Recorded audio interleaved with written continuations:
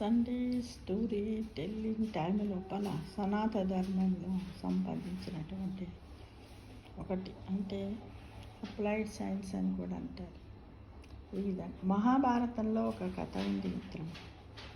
కుకుదిమ్మి అనే ఒక రాజు ఉండేవాడు. అతనికి రేవతి అనే అందమైన కూతురు కూడా ఉండేది. అయితే ఆ అమ్మాయి అందానికి తగిన వరుణ్ణి అంటే అబ్బాయిని వెతికి పెళ్లి చేయడము రాజుకు ఒక పెద్ద తలనొప్పి అయిపోయింది.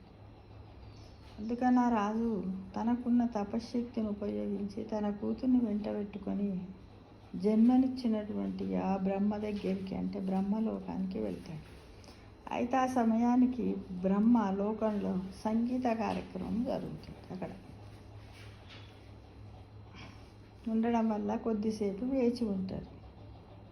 ఎవరు? ఈ రాజు పేరేంటి? కుకుదిమ్మి. ఆ సంగీత కార్యక్రమం ముగిసిన తర్వాత బ్రహ్మ దగ్గరికి వెళ్ళి తన కూతురికి తగిన వరుణ్ణి తన రాజ్యంలో కానీ పక్క రాజ్యంలో కానీ ఉంటే చెప్పమని ప్రార్థిస్తాడు. నాకు ఎక్కడ దొరుకుతలేడు, ఉంటే చెప్పంటాడు. అప్పుడు ఆ బ్రహ్మ ఆ రాజుతో నువ్వు నీ కూతుర్ని తీసుకురావడం చాలా మంచిదైంది అన్నాడు. అదేంటి అని అడిగాడు రాజు బ్రహ్మ. నీకు తెలియదా భూమిపై సమయానికి బ్రహ్మలోకంలో సమయానికి వ్యత్యాసం ఉందని? నువ్వు ఇక్కడ ఉన్న ఈ కాస్త సమయంలో భూమిపై 27 చతుర్యుగాలు గడిచిపోయాయి. ఇప్పుడు ఇక్కడ నీ వారు కానీ నీ రాజ్యం కానీ లేదు అన్నాడు.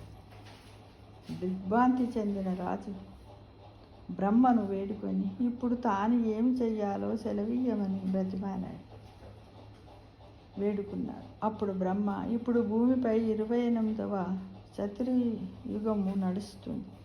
అక్కడ మహావిష్ణు అవతారమైన శ్రీకృష్ణుని అన్న బలరాముడు నీ కూతురికి తగిన జోడి కాబట్టి అతనికిచ్చి నీ కూతురికి వివాహం చెయ్యి అని అన్నాడు బ్రహ్మ. అప్పుడు ఆ రాజు సంతోషంగా వచ్చి తన కూతురికి వివాహం చేశాడు అనేది ఇవన్నీ కూడా మనకు పురాణాలలో ఉన్నాయి మిత్రము. కొన్ని మనము తెలుసుకుంటున్నాం. అయితే దీంట్లో కూడా ఏంటంటే సైన్స్కి సంబంధించి కూడా ఉన్నాయన్నమాట. ఏంటి అంటే అయితే అది భూమి ఉన్న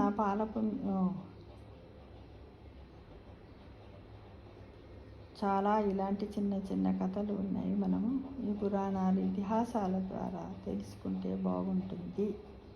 ప్రతి ఒక్కరూ కూడా తెలుసుకోవాలి. ఏంటంటే ఇలా మన పురాణాల్లో ఎన్ని విషయాలు ఉన్నాయో కూడా తెలియని ప్రస్తుత సమాజంలో మన సంస్కృతిని కాదని ఏ తలాతోకలేని పరమాయలో పడుతూ జీవిస్తున్నాం మిత్రమా. ఇలాంటి విజ్ఞానంలో మన హిందూ సనాతన ధర్మము న్యాయము జరగలేకపోతుంది. అందు గురించి మనం ఏం చెయ్యాలి? పురాణాల గురించి క్షుణ్ణంగా తెలుసుకోవడానికి ప్రయత్నిద్దామా మిత్రమా? ఓం నమః శివాయ. ఓం నమః శివాయ.